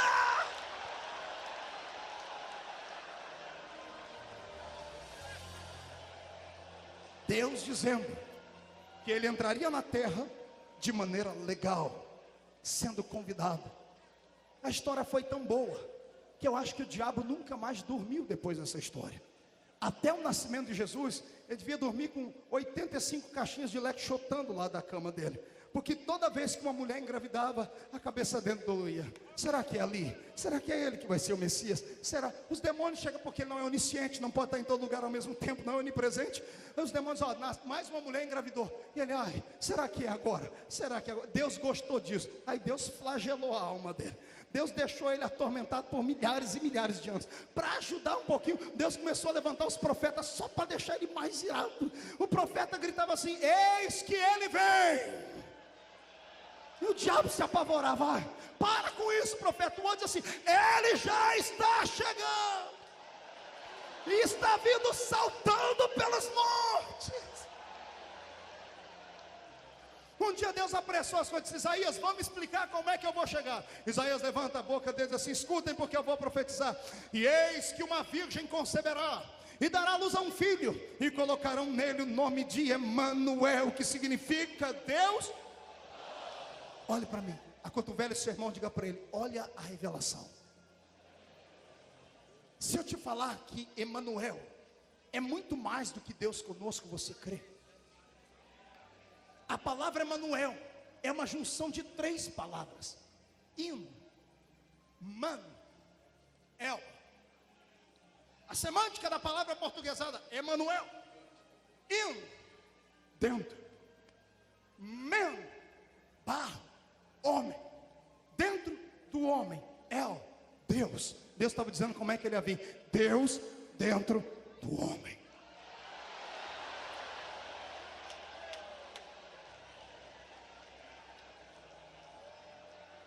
Você não está sentado perto de um qualquer.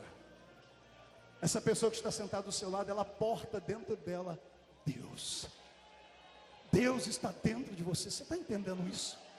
Não, você não está entendendo, porque está me olhando com o olho seco, igual olho de sapo que morre no dia de enchente. Você está entendendo o que eu estou falando? Deus habita dentro de você. Então explode adorando.